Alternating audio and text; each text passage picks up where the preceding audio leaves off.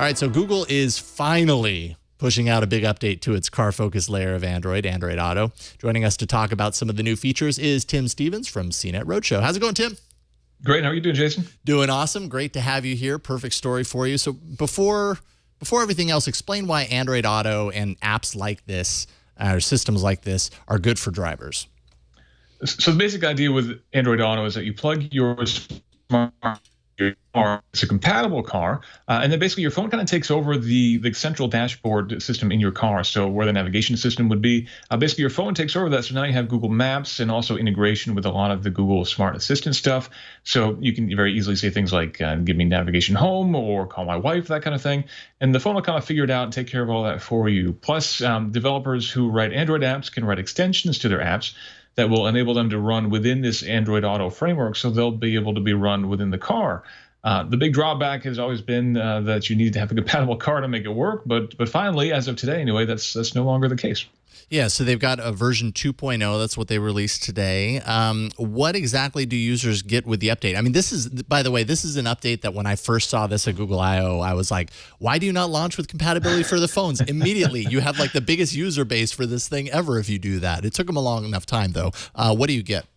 Yeah, they said that was the most asked for enhancement basically for the system, and certainly it makes sense. So basically now, instead of having to plug it into your car and run it within your car itself, you can actually run the full interface right on your phone directly. So you get access to all the same power, all the same compatibility, but running on your phone in a more distraction-free way. So, you know, if you're running Google Maps on your phone, for example, getting navigation from A to B, and you get a text message from someone, that'll kind of pop up on your screen. Or if you have, let's say, a comment on a Facebook comment, that kind of thing, you'll see a notification at the top. And those are sort of things that are tempting you to reach down and touch your phone when you're driving, which you absolutely shouldn't do, of course. Yeah. With Android Auto, it suppresses all those notifications. And some apps that are compatible with Android Auto, you can actually do those interactions in a safe way, even just by your voice.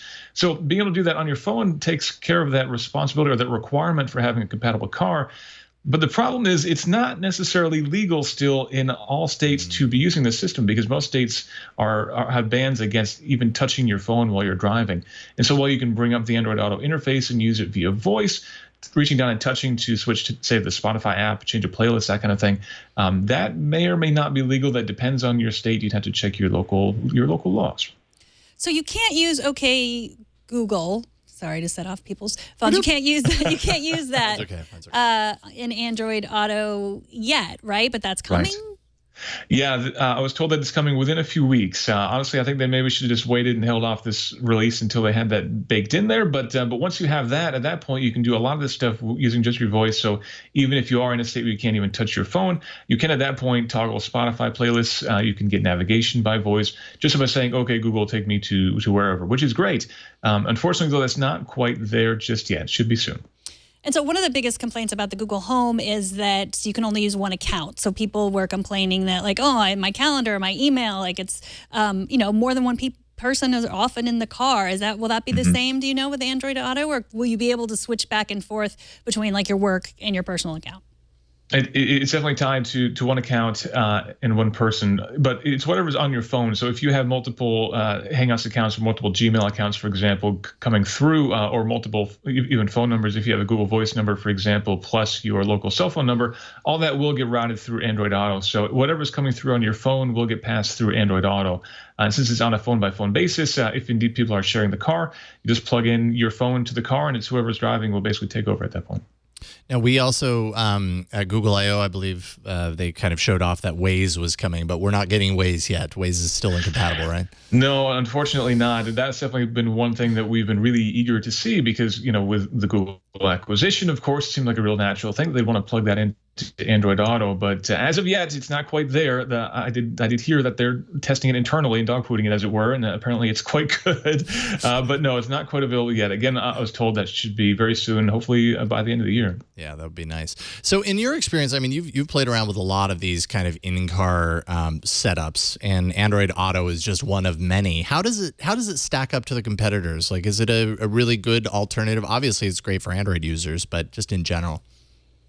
Yeah, I think Android Auto is quite good. Android Auto and CarPlay are the two that are getting the most buzz at this point. There are, of course, dozens and dozens of other platforms out there. But when it comes from a developer standpoint and, having my developer roots, I tend to think of where can you cover the most bases most easily. And by supporting Android Auto and CarPlay, you actually have the ability to get into a lot of cars, whereas before there were a lot of different proprietary systems. Each manufacturer had their own. And in many cases, each manufacturer had 2 or 3 or 4 or 5 different app platforms to support. So if you're a developer, if you're a Spotify or a Pandora, it certainly makes sense to target these systems.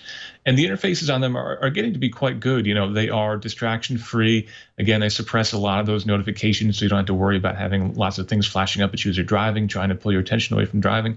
And you get a lot of the power of your phone while you're driving, which is good too. So you can, again, respond to text messages by voice, get navigation. And since they're tied into your calendar, oftentimes they pretty much know where you need to go before you even get in the car, which is great too. Sure. I think Android Auto and CarPlay are both, they're very, very comparable. But now that you can run Android Auto right on your phone, that definitely gives it a big advantage in my opinion.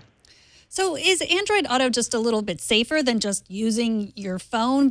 And I wonder if people will use it, because I know what we say we want to do and what we actually do in practice when we hear, when we think we're expecting a text message, are different. So do you think that before there's, voice activation, before there's Waze, people are going to use it? Or do you think that people are going to prefer just to take their chances? I hope that people do. I think in large part it's going to depend on what apps people are using. For me, Android Auto works great because if I'm in the car, I'm either listening to Spotify or I'm listening to a podcast on BeyondPod. And both Spotify and BeyondPod have Android Auto interfaces now, and it's actually a lot easier to use those apps in the car or even just in general through that Android Auto interface, and you can do so by voice as well. So it's just a lot easier to use those apps and certainly a lot more convenient to do so. And the navigation interface, you're really not giving up anything versus running Google Maps outside of Android Auto there. So just having this really nice, clean interface and ultimately the greater power of voice recognition, which still needs to be improved a bit, that to me means that I think there's actually an advantage in using this system. And beyond that, again, it kind of kills that temptation. I think that we all know that we shouldn't be doing these things when we're driving, and certainly, I've vouched to give up on that, and I hope a lot of other people have as well. But this sort of gets rid of a lot of the temptation because you don't see that Facebook notification, you don't see that tweet message up top of your phone. That's all hidden in the background, so you can kind of drive in blissful ignorance and then check in when you get to wherever you go. I think that's the key right there, right? Like I have an app called Agent, and it works kind of behind the scenes the second my phone detects that I'm driving to basically hide those notifications. I don't even know that they came through until I get to where I'm going. And if I don't see it, I'm not tempted to do anything about it. I just continue on listening to my podcast and get to where I'm going. So the fact that it hides that from you, it's like it's protecting you from yourself. And I like anything that does that because Definitely. I need protecting.